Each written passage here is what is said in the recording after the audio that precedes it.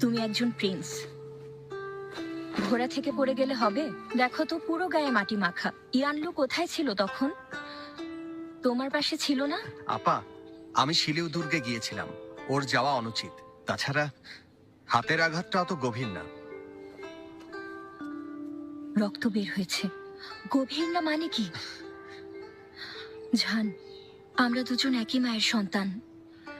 বাবা হঠাৎ মারা গেলেন, ঠিক তখনই তুমি কোথায় যেন উধাও হয়ে গেলে। আমি খুব চিন্তিত ছিলাম।